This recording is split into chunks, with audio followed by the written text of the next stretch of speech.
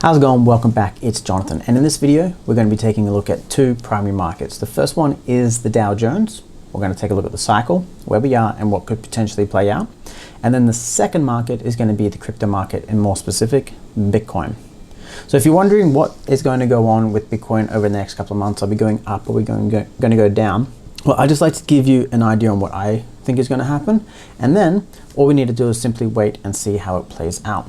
So with that said, I'm going to go ahead and bring up the Dow Jones chart right now, and we'll take a look at that market first. So if you haven't already, hit the subscribe button, and then that way you'll go ahead and get notified each time we publish a new video, okay?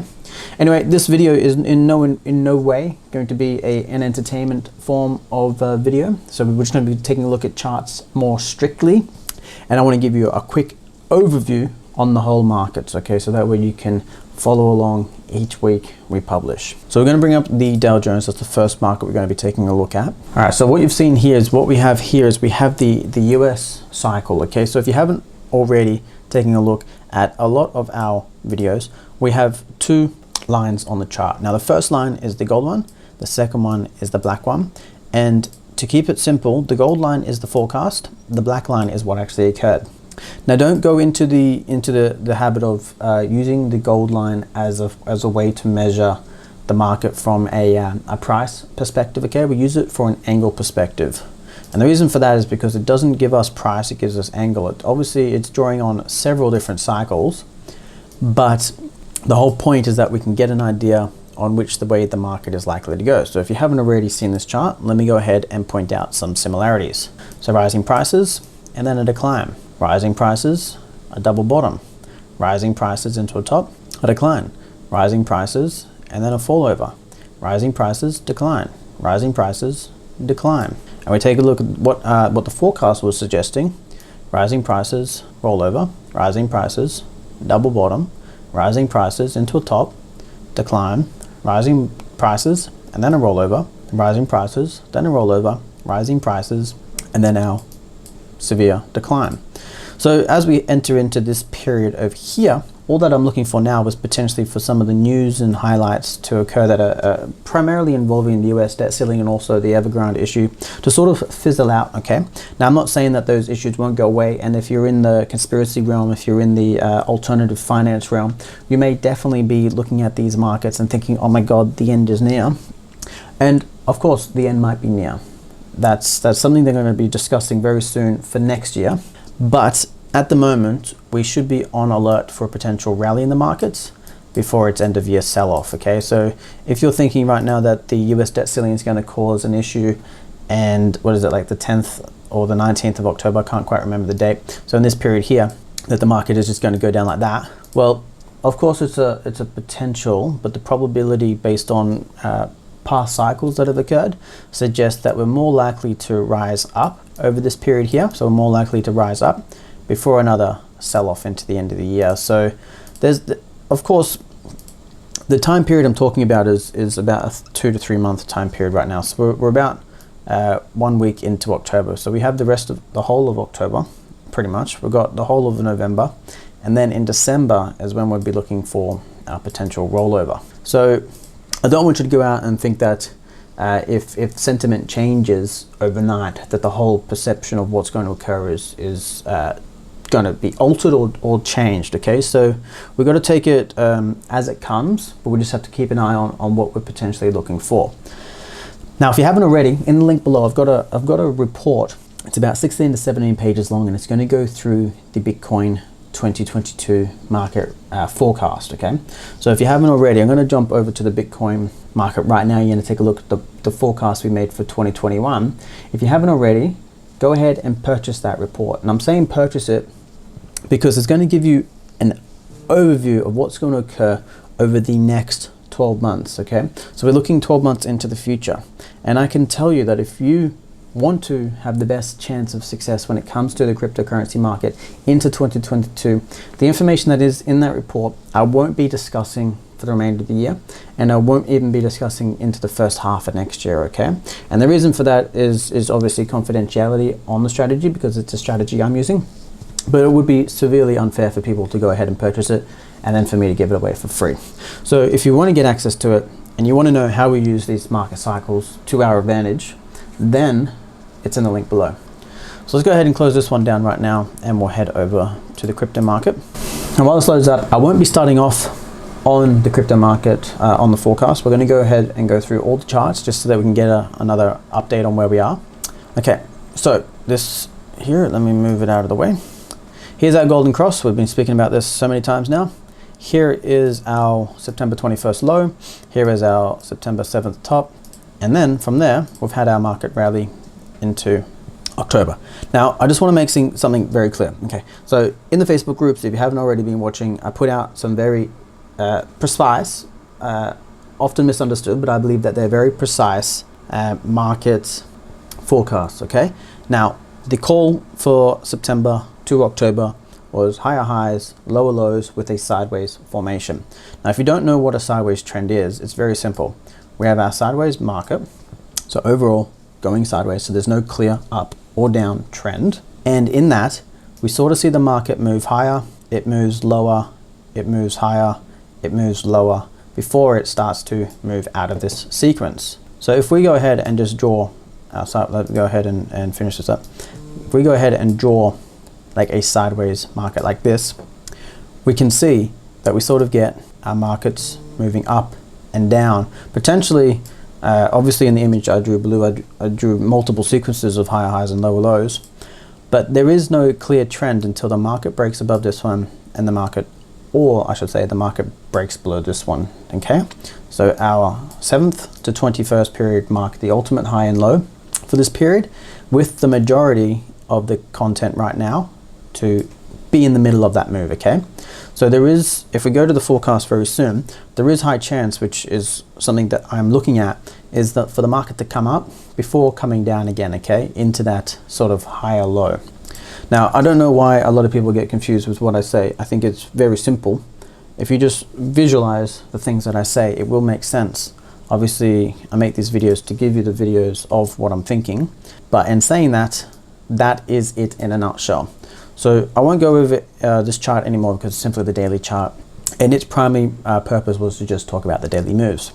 The weekly chart, as we can see, if we go back to our sequence of changes of trends, this here is still all the one trend. So there's been no change of trend at the moment based on this move here. So I've explained that numerous times, and we'll just move on from that. So we have pushed above this 61.8% all-time range. So if we take the range from the bottom to the top and we divide it up into areas of 38.2, 50%, 61.8, this one here is 61.8% from the all-time low to the all-time high. Okay, so it's the all-time range. It's a very important number, and it's also a number that a lot of people don't do their maths on. So just something to keep in mind for you guys. So let's go ahead and move on to the swings. All right, so this is where we were, I believe, the last video where we were pointing down and breaking through it. We've now pushed up into October, and we've now made another swing high, but it's not a confirmed swing high until we sort of get that break formation, okay? So we sort of need the market to move down and then swing high again. But just remember, this is the daily chart, okay? So we don't put too much emphasis on the daily chart. It just simply is what it is. I'm just bringing it up just because a lot of people like to know what's happening on the daily sequence. With respect to our weekly, well, we can see that we did get the break lower, but the market has swung up and broken the top. So it's now invalidated the move down. Kage chart has turned green again on both the weekly and the monthly. Sorry, the daily and the weekly, not the weekly and the monthly. Price, we're moving up now into our top band here. So again, if we just use the same sequence as before, we could expect the market to come up. And you just look at these sort of locations where the market just finds congestion. It just finds congestion in these areas. So out of everywhere on the chart, why is it finding congestion in these areas? Well, that's because they're rather important areas. I don't just put them there for no reason. So we could see the market come up into this area up here, maybe make a false break higher if the market is feverish and wants to fool everyone, or it might just touch it. Before I expect it to come down again mid-month, so we're looking about a week to 2 weeks away for that. It might come down into this band down here. I haven't drawn a clear picture on that move yet because I don't know how high it's going to run just yet. Patterns, nothing yet. Elliott wave, so we did get a confirmation that the market has stalled here. We can't confirm wave 3 until it breaks above this point here. I'll skip the fractals because that's some new research. We'll go ahead and take a look at the cycles. So we can definitely see that this formation here is playing out. So this low here has now been completed, and that was the September 21st low. Done and dusted. We now no longer need to follow that low. It is an accurate low, hit straight on target. So moving forward, if we have this as our starting point and this here as our potential right translation area, I'd hopefully be looking for a higher high here. So even if it just touched above just briefly a little bit before falling down, obviously don't look at price, but before falling down into this location in here for this time period in October. Okay, so that time period starts from around the 3rd week of October and stretches into about maybe mid-November, because the actual midpoint is the 31st. What is that? No, the 3rd of the 11th. And then if it does do that, so if it does form a higher low in this period here, which is anticipated, we would hopefully have a run higher to make a right translation, if I'm still talking English to you, before a higher low in December, and then the final top, and then we look at the forecast for 2022 to get an idea on what's happening next year. That's just how it is at the moment. So we go back to our seasonality, and as you can see, we have now moved to the month of October. So the bearish month and the bearish stance for September is here, and as you can see, the sentiment has already changed. A lot of people were calling 20K, so that was the call for a long time, and now everyone is just saying, what is it, Funtober? I don't know if is that the thing that people are saying now. There's calls now that the market is back and it's bullish and blah blah blah. So you can just see how people flip their emotions so easily all the time. So that's why I don't tend to follow all the mainstream shit in these groups. There's no logical thinking. Okay, so just stick with it. I won't go into that. Let's go to squares. Okay, so we're now at the point in this time. We are probably going to see some congestion around a few levels. Let's go ahead and take a look. We have the 45-degree angle up here. We got a 220-degree here, and we got a 220-degree here. And for a time perspective, we're currently on the 6th of the 10th at recording this, with an anticipated top around mid-month. I don't know what that's going to look like. Anywhere for me, mid-month is between the 10th to the 20th. That's sort of the mid of the month. If we were to split it up into 3 parts, I guess.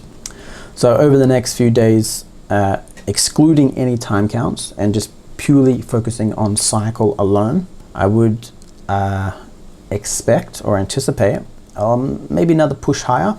It could break to the 45. We'll see how exorbitant that move is, and before it starts to push down, and then we start to watch our 220 and 45-degree angles on the way down. But we could just get a straight midpoint hit, which if we go ahead and just do some price analysis right here, let's take a quick look. So if we were to line it up, if we were to get a midpoint hit with this 220-degree angle right here, then that would put us at this 45-degree angle here before it came back.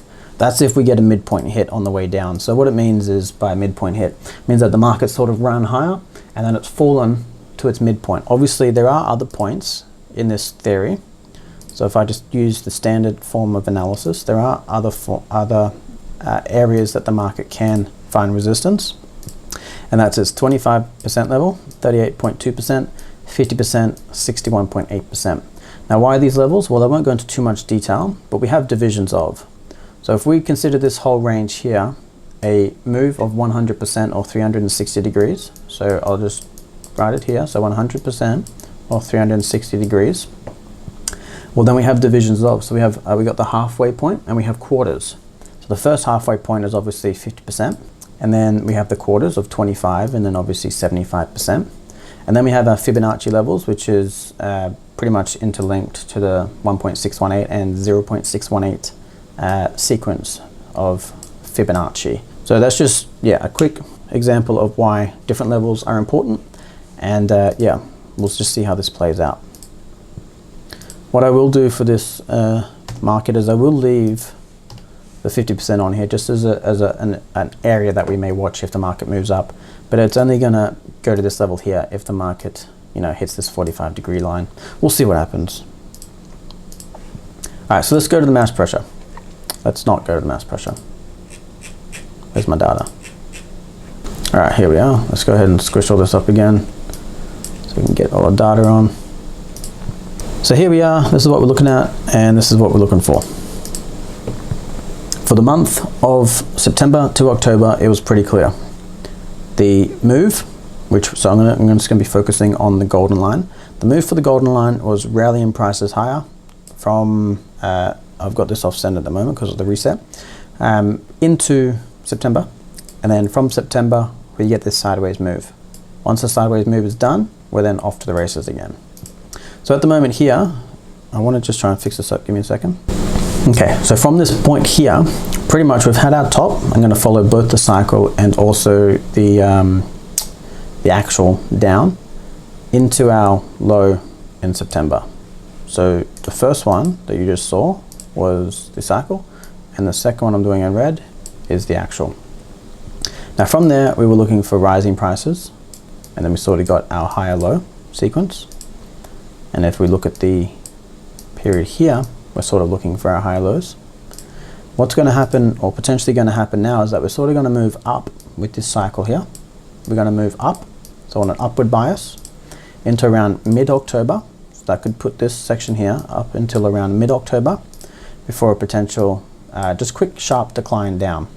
Once that quick sharp decline has come down, which I anticipate is going to be higher than the low that occurred in September 21. Once that's occurred there, then I think that unless you're going to be dollar cost averaging on potentially these declines here over in November, December, then that's in my opinion probably going to be the last time you can safely buy Bitcoin, unless you're going to just be buying the rally. So you could potentially buy the rally. That's totally up to you. But if we would use this just as our main indicator of potential market direction, another quick sharp decline in October before the race is on. Let's go ahead and see. If you haven't, as I said, if you haven't already, go on ahead and purchase the 2022 forecast. The amount of information that I'm getting back, I should say the amount of recommendations I'm getting back is like, wow, this has blown my mind. This is the most in-depth and also mind-changing sort of form of analysis I've ever seen. Pretty much I've taken what you're seeing here with these forecasts and I've 10x'd it. That's pretty much what I've done. I've included all the time counts. I've included the actual cycle curve. I've included live updating feeds. So through next year, you'll be able to track exactly which exact days that the market is turning. And also you'll be able to see that come up on like a live chart. So I've got a live chart embedded in the program. As I said, it's not a PDF. It's not something you print out and store it away. It's something that you'll come back to regularly, and you'll see how it's progressing. You'll be able to help you make decisions. Of course, it's not a form of research that is going to tell you what to do. This is not a buy and sell service. This is more so an overview of what could be potentially on the cards, and I think that is the most important thing, given that we could be, once you read the report, you get a better understanding of my thoughts, that we could be either entering a longer term cycle or we're going to be reversing sharply into a bear market. And if you're invested in crypto, and unless you've got your own form of way of getting out of this market, by all means, I encourage independence. I think that this report is going to be something that you really want to get your hands on.